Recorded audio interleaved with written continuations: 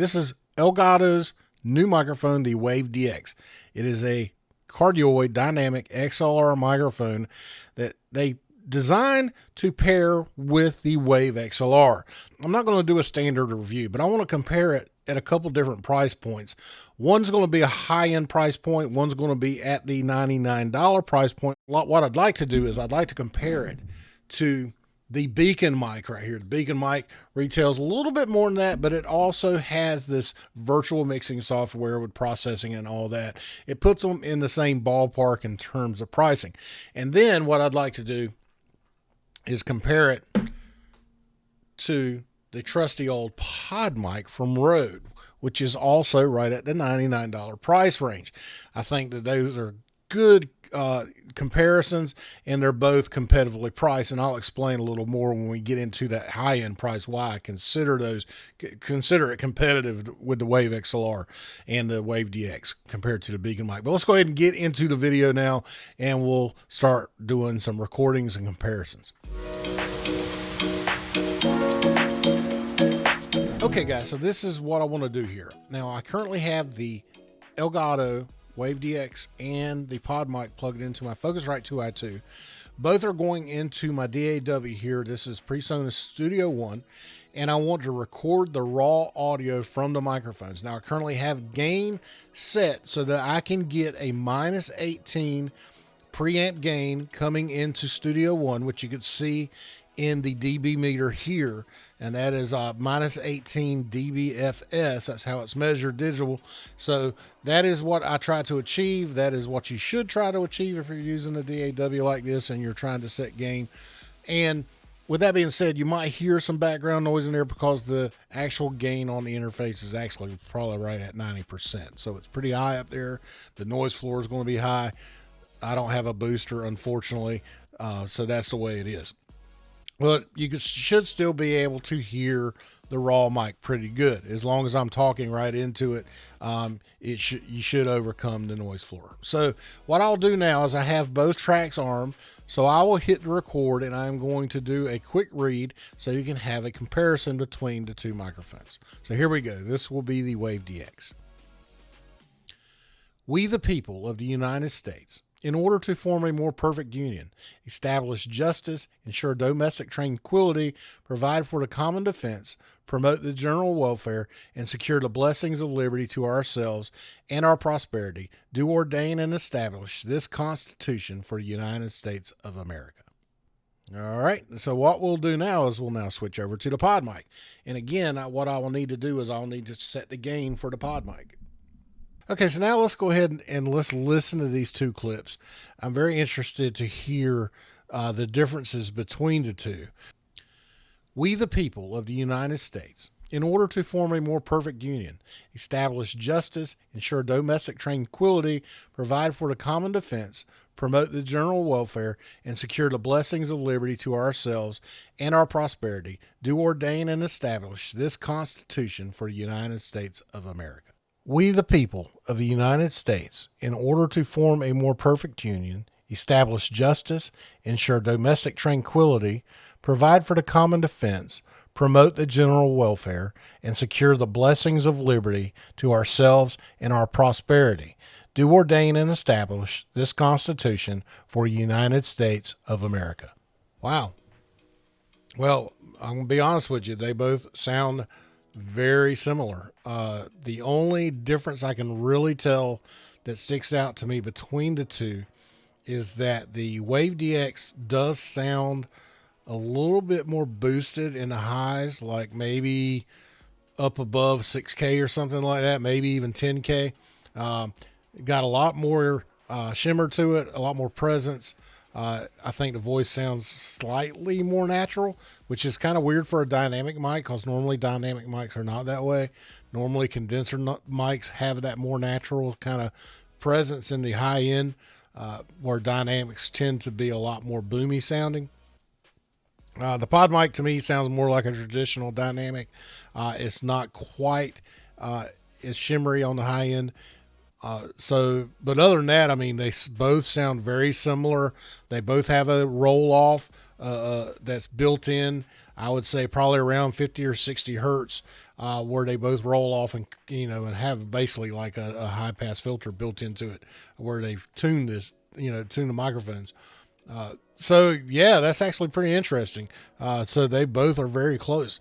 So it really just kind of comes down, I think, to a matter of whether or not you want to have more natural presence in your microphone, or the look of the microphone is, you got to look at both of them and see which one you like better. Personally, I think the Rode Podmic looks a little more stylish. It's definitely a lot heavier than the Elgato DX, but they both look just fine. And again, if you're looking for that Elgato look, then obviously you want to go with the Wave DX over the Podmic. But the Podmic, again, takes a little bit more gain to be able to push the same level out of it. That is attributed to the higher sensitivity of the Wave DX. So that is something else you might want to consider also. Also, the Wave DX, supposedly it has a built-in pop filter. Now, I've heard some pretty heavy plosives. I'm terrible at plosives anyway, but that is something to keep in mind too between these two microphones. But in my opinion, you can EQ to make these microphones sound any way you really want them. So if you want to add a little bit more presence in the Podmic, or if you want to reduce some of that presence in the Elgato DX, then you can do that. But I think overall it sounds like Elgato's done a fair job at tuning the microphone to make it sound good for most voices. There are a couple, like if you were a female voice, you might want to boost the the low end. I would say for a female around maybe 150 hertz. You might want to boost that a little bit to get a little bit more warmth in the low end. But for a voice like me, where I have plenty of low end in my voice anyway, the DX works out, well without even really needing to boost it. Personally, listening to it, I don't think I would need to boost at all in the low end. Maybe cut a little bit more around 500 hertz to get a little bit of muddiness out. But overall, yeah, I think it's actually tuned pretty well for my voice individually. And, likewise with the Podmic, they both sound really good. And Podmic for me was the best $99 mic for streamers, in my opinion, out there. So for the DX to come in and to sound really close to the Podmic, that's a win. Okay, so now let's compare the Elgato Wave DX with the Beacn Mic. Why am I doing this comparison? Because you're going to Beacn Mic's like $279.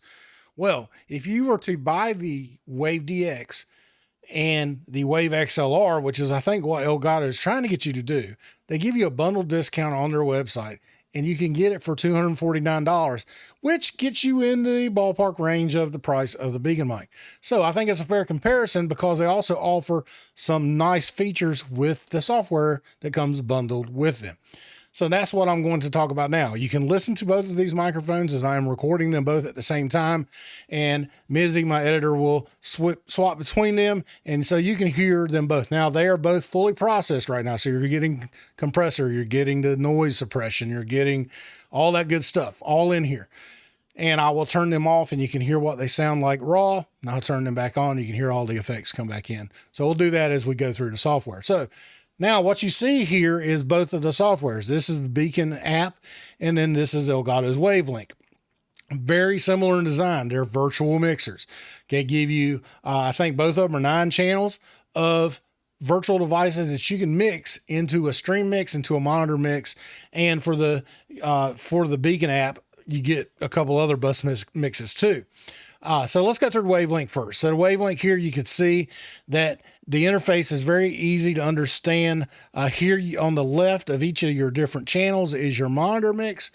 To the right is your stream mix, and that's what these little icons here at the bottom mean. You also have volume control of each of the bus outputs here at the bottom for the monitor mix and the stream mix. And for the monitor mix, you can select different devices that you want to use to be able to listen to your stream mix with. Of course, logically speaking, it would be your headphones.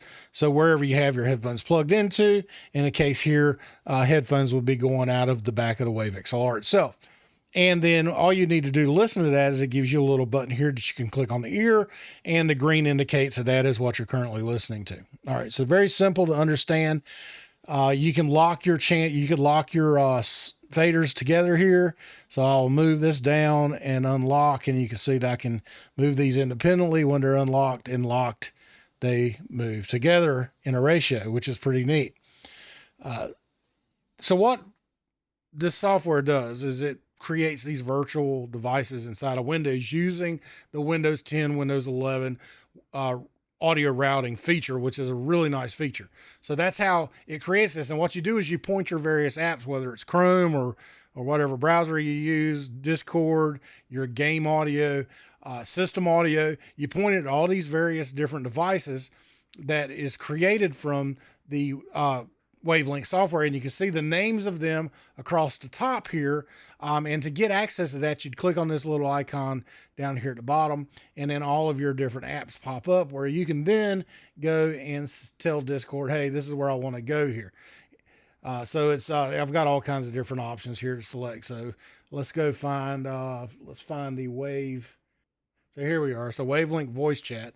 So now I'm sending Discord. If I were to bring Discord up and talk to it, it would come into this chat channel, and then it's sending out both my monitor mix and my stream mix. Now you can go and unmute this or mute this as necessary. If you don't want it to go, you do have that option. This also creates a third device, and it creates a virtual microphone called Microphone FX, and that is going to be after all of the processing that is placed in by these VSTs. Now, VSTs are something you can go and download for free. They are not really part of the Elgato software, but the Wavelink software integrates with VST. So you can point the software to a folder of VSTs, and then it will give you all the VSTs that you have in that folder that you can then use in these various chains. And you can use them in all of these mixing channels, which is really nice. Here I have the Elgato noise removal, which you can download from Elgato's website. Also have Elgato's parametric EQ that they just created. These two are brand new with the release of the Wave DX. You can download, like I said, download those free from Elgato's website. I'm also using Reaper plugins. This is a Recomp. This is also free. And then this is the M Analyzer from M Audio. I think it's M Audio. Anyway, so all those plugins you can get control of from here. I can click on here. You can see the Elgato Wave DX's profile, the frequency response, or the frequency based on the processing that I currently have, because it's behind all of the other VSTs, and you can kind of just get a frequency readout across the spectrum there. So it's just a basic spectrum analyzer is all it is. So it works really nice. It gives you an idea where your peaks are, where some of your cuts are, where the roll-offs are, where they designed inside of the mic, and etc. But that's how you would work this inside of this app. It's really nice. You also have microphone control functions up here. Here is the gain control where you can set the gain. You can also do this on the Wave XLR itself. Now, keep in mind, the Wave DX does not have any controls on it. It is just a basic XLR dynamic microphone. So these are all controls through Wave XLR itself. Including the ability to turn on phantom power for a condenser mic if you were so using one of those. You can also control your monitor mix, your output volume of the headphones. You can use, change from high to low impedance mode here based on what types of headphones you may be using. You also have the couple preset low cut filters that are built in. Obviously, you can also do this inside of the EQ VST that I just showed you. So this one has clip guard. This is one of the features that they touted with Wavelink is clip guard, where it basically records your vocal on top of each other. One is at normal volume and one is like minus, 6 dB or something. I can't remember what the actual level reduction is, but it records them parallel. And if the software detects any clipping, it replaces your main vocal with that lowered vocal. That way you don't have any clipping. So that's what clip guard does. It's very nice. You also have wave gain lock. This allows you to lock your gain so that no other app can take control of the gain of your microphone, which will happen. So this is a nice little feature too. You can also show the clip guard indicator if you want, and then of course you save the settings of hardware, and that's pretty much it. You also have a couple different color options here. If you have the Wave XLR or the Wave 3 microphone, you can change the color of the LEDs on the hardware itself. So, but that is Wavelink in a nutshell. Like I said, you get two basic bus outputs. You get your monitor bus, you get the stream bus, and then you get that microphone effects that you can use separately in all of your apps that has all the processed audio. Okay, so now let's talk about Beacn. So Beacn is actually a lot more robust, I think. So Beacn here is, again, you got your virtual mixing across the top here, pretty much identical in function to the wavelength. But here what I can do is I can select a bunch of different microphones. I'm not slaved on this mic channel to use the Beacn mic. I can use any mic I want, which is really nice. But the Beacn mic is the mic of choice here. So I wanted to show you that. Again, you have control to be able to mute your monitor mix or your stream mix or both. You can also have a couple different controls to mute to just yourself or to mute to everything, which is really nice. So you have all those. Again, it creates virtual devices inside of Windows that you can then point your apps to. So it sends the app audio into the Beacn mix, and then it, obviously outputs all the buses based on your settings down here on this route table that we'll get down here to in a second. You can also, again, like Wavelength, you can lock channels together or unlock them.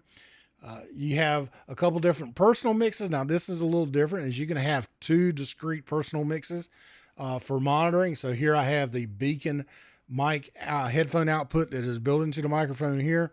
And then I have my Focusrite audio interface that has my actual physical studio monitors selected. So if I just wanted to listen through speakers instead of headphones, that's the option I have here. Really nice. And then you have your audience mix, and this is the volume level bus output for the stream mix. And you can see the little icons here to the right. The one that's lit up is the one that you're currently listening to in your headphones. So at the bottom here, you have your route table. Now, this is where you're going to tell all of the buses, and these are 4 different discrete bus mixes that you have available in the Beacn mic. And as opposed to Wavelength, you really only have 2.5, I will say, because it does create that microphone effects. But you have 4 discrete bus mixes here that you can send all of the outputs to, or you can just send one, as you see here, as I've got on the voice chat mic. So it's really nice. This is a very good feature, very reminiscent of the Go XLR. If you're familiar with Go XLR, it has a route table like this, and it's very nice to use. This has a VOD track specific for Twitch that you can use to create a VOD track vocal or track to.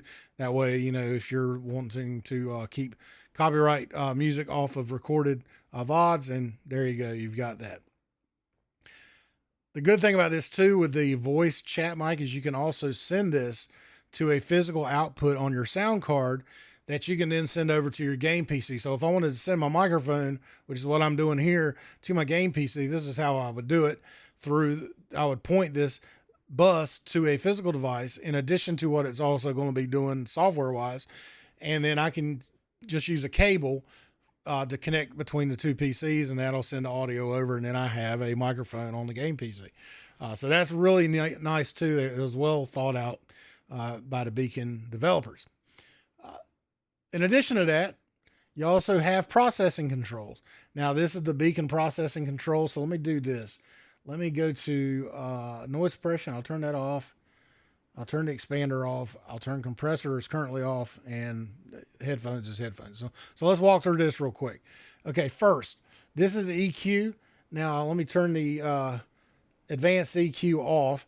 And what I've got here is I've got some things added here. I've got bass enhance. I've got exciter mode. So this is un-EQ'd right now. Basically, right now, all you're hearing is raw Beacn mic audio. And then what I can do is I can turn on the EQ, and then you get the processed audio, equalized audio that I have set for the Beacn mic. All right. Also, here's where you set your gain for your mic, and it gives you a nice little graph, little display. Basically, what you're trying to do is you're trying to keep your vocal inside of the green when you're talking, and that tells you that you have good gain. So whatever gain it takes you to get to that point, you can. If you're getting up into the yellow a lot, you may want to reduce the gain a little bit. And if you're at the bottom of this green and getting a lot down here in the gray area, then obviously you need to increase your gain. You also have output gain of your output bus here that you can add also to help with that. But I have the gain currently set to, I think that's 15 dB. So yeah, that's what you need to do. Now, the great thing about this is it also comes with AI-based noise suppression, and this is adaptive. It's measuring it constantly, and it will adjust as noises start or and stop. So in the event of you have AC running, if it cuts off, it will readjust and lower the noise floor as necessary, and then raise it again when the AC comes back on. So I currently have it turned off right now, and now it is on. And so you should not hear any noise coming through my mic other than my voice right now. It does a real good job with background noise and AC noise. It may struggle a little bit with things like key clicks and that sort of thing, but it takes a lot of data points, like over 500 data points, and measures those data points constantly. And the great thing about that is it does so on a DSP chip that's built into the microphone. So it doesn't put any load on your CPU, which is another fantastic feature of that. And with that, if I were to save my settings on my microphone and then move it to another PC later on, those settings would move from PC to PC. I wouldn't have to redo them again. So that's another great feature of this microphone as opposed to the Wave DX / Wave XLR combo. Another thing that's great about this, and we talked about this a little bit, is this headphone jack. Now, this headphone this is an actual amplifier built into the Beacn Mic. It's the same chip that is used in the Dragonfly USB headphone amps that you can get on Amazon, and they're anywhere from 100 to 150 bucks.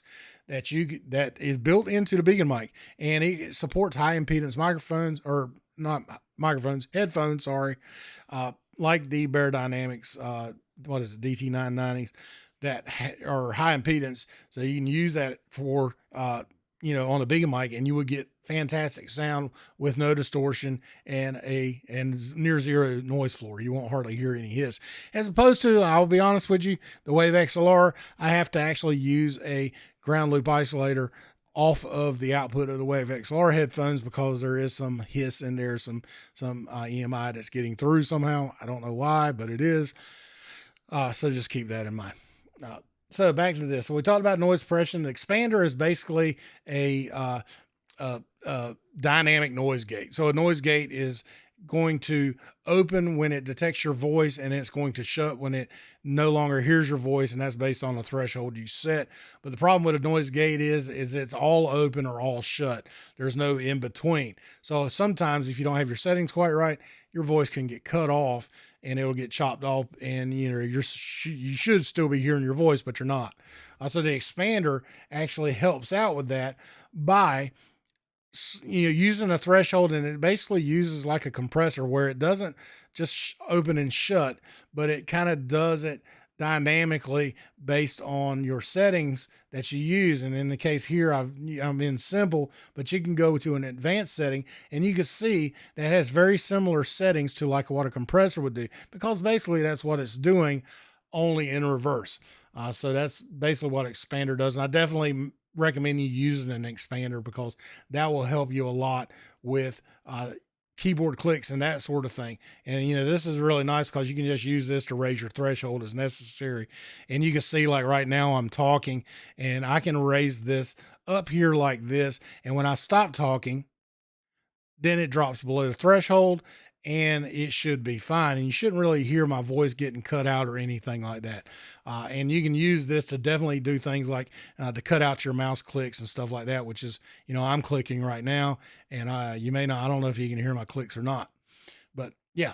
So expander is nice. Now compressor, obviously a compressor is going to help with any peaks that are in your voice. If you get loud for some reason, this is going to knock down or attenuate those peaks, so that you have a more smooth, level, normalized volume of your microphone. And this is going to help your viewers because that keeps them from having to turn up your volume, turn down your volume based on your speaking. And, and some people just don't have good mic discipline. So, their voice is all over the place.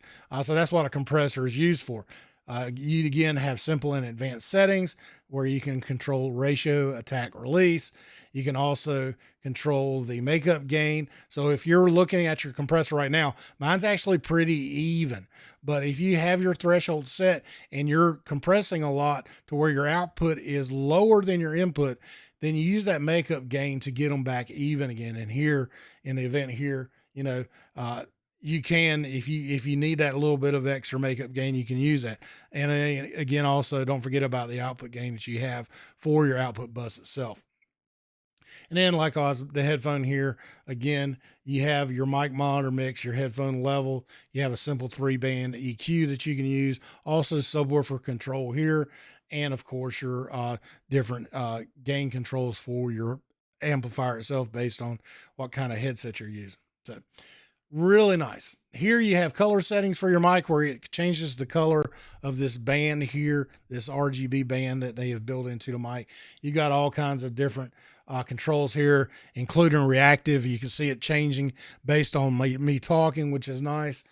So you got all kinds of different customization there that you can use, which is really cool.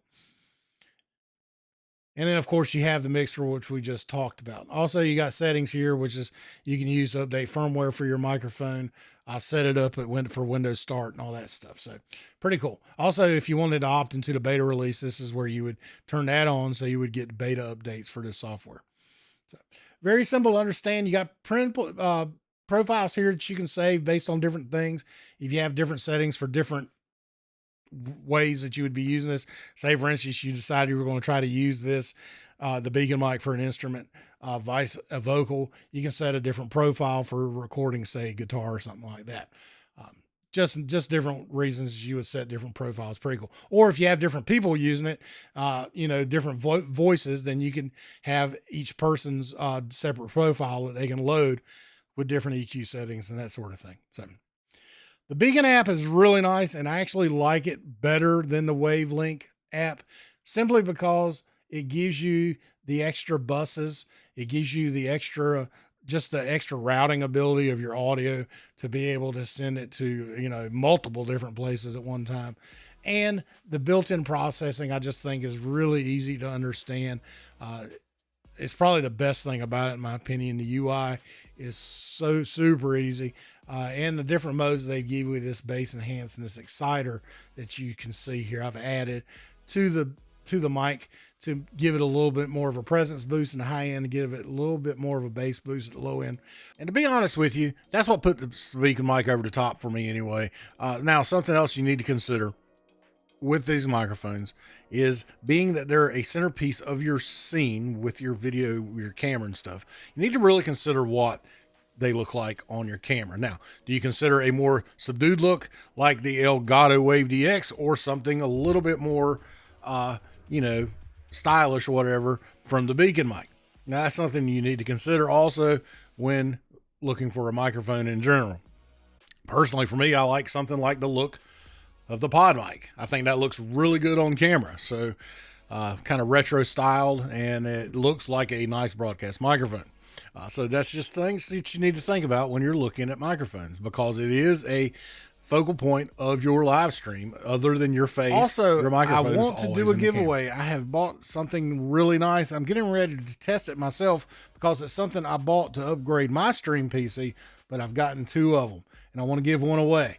So if you want to be part of the giveaway, make sure you subscribe to the channel, because that is how you will get into the drawing. I'm close to 20,000 subscribers, but I would like to give this away for Christmas to somebody. I think it'll be a great little upgrade to your live stream, and I'll give you more information on that next month. Other than that, guys, thank you for watching. I do appreciate your support. If you got any questions or anything, feel free to comment below. Hit the like and all that stuff to help the algorithm, you know, to get the video feed going so that it can get more views. I do appreciate everything you do, and y'all have a great week. Be safe. We'll see you later. Bye-bye.